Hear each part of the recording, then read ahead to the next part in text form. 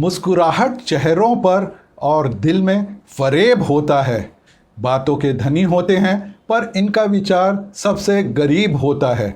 अजीब झूठे लोग जो दिखते हैं ऐंठ व शान से इधर उधर घूमते हुए, समझते हैं खुद को सबसे बेहतर, यही इनका सबसे बड़ा ऐब होता है। मुँह में राम बगल में छुरी, मुँह में राम बगल में छुरी, तेरी कोई अरदास नहीं होगी पूरी। नमस्कार साथियों, मैं मधुर चितलांगिया, आपका शुभचिंतक, आपका दोस्त, एक लेखक। केवल बाहरी आवरण से किसी का आकलन करना गलत हो सकता है। एक बार हम कुछ मित्र एक भागवत के कार्यक्रम में गए। चूँकि हमारे साथ के कुछ साथी शहर के सबसे नामी, प्रतिष्ठित व कुछ सबसे संपन्न थे, तो हम उस कार्यक्रम की पहली कतार में बैठने पहुँचे। वहाँ हमने देखा कि एक साधारण सा दिखने वाला व्यक्ति साधारण से कपड़े पहने हुए बैठा था। हमारे एक साथी ने दंभ से उसे दूसरी पंक्ति में बैठने कह दिया और हम सभी पहली पंक्ति में बैठ गए। उस व्यक्ति ने कुछ नहीं कहा और चुपचाप दूसरी पंक्ति में बैठ गए। कुछ देर बाद आयोजनकर्ता आए, जो कि शहर के बहुत बड़े बुद्धिजीवी कहलाते थे और बेहद संपन्न व्यक्ति भी थे। उन्होंने उन साधारण से दिखने वाले व्यक्ति को जैसे ही देखा, वे उन्हें साष्टांग दंडवत प्रणाम कर उन्हें सामने की पंक्ति में बैठने का अनुरोध करने लगे और हमारे उस दंभी साथी के साथ हम सभी से हटने का अनुरोध किया। हम आश्चर्यचकित रह गए कि वे ऐसे कौन थे कि जिन्हें इतना सम्मान दिया जा रहा है।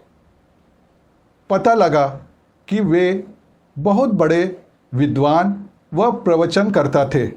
वे विद्वान मुस्कुराते हुए हमें उनके साथ ही बैठने का अनुरोध करने लगे।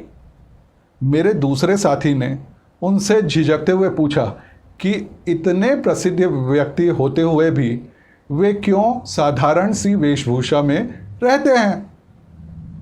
उन्होंने हमें एक कहानी बताई। एक गुरुकुल में एक बहुत ही पहुँचे हुए महात्मा रहते थे। दूर दूर देश से ज्ञानी, संपन्न व सीखने को उत्सुक लोग उनसे पढ़ने आते थे। उनकी साधारण वेशभूषा व सहजता देखकर एक दिन उनसे एक विद्यार्थी ने यही सवाल किया कि स्वामी जी, आप जब बेहद महंगी वेशभूषा धारण कर सकते हैं तो ऐसे साधारण क्यों रहते हैं? कोई भी इंसान पहली बार में आपको पहचान नहीं पाता है।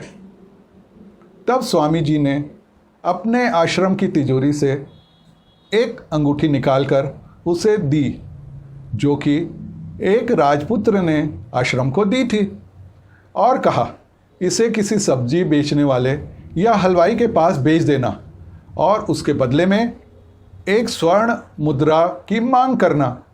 वह विद्यार्थी उस पूरे दिन बाजार में घूमकर वापस आ गया और बोला, कोई भी सब्जी वाला या हलवाई इसकी इतनी ज़्यादा कीमत देने को तैयार नहीं हुआ। अब दूसरे दिन स्वामी जी ने कहा कि अब इसे किसी जौहरी के पास ले जाना और उनसे सही कीमत आकलन करवा बेच आना। दूसरे दिन भी वह विद्यार्थी अंगूठी बिना बेचे चले आया। वह बहुत परेशान था। उसने स्वामी जी से कहा कि जौहरी तो कहते हैं कि यह अंगूठी अनमोल है, इसकी कीमत उनकी पूरी दुकान देने के बाद भी पूरी नहीं चुका पाएंगे।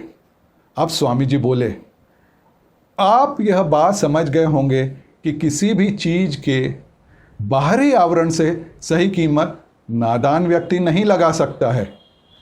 केवल जानकार व्यक्ति ही सही आकलन कर सकता है। साथियों, उन विद्वान ने कितनी ज़बरदस्त बातें बताई कि हमारी आंखें खुल गई। किसी भी गुणवान का सही आकलन केवल गुणी व्यक्ति ही लगा सकता है। हमारी समझ में आ गया कि केवल बाहरी आवरण से किसी के गुणों का अंदाज लगाना बेहद मूर्खता वाली बात होती है। यह संस्मरण आपके जीवन में भी सकारात्मक बदलाव लाए, यही मेरी सद्भावना, यही मेरी शुभकामना।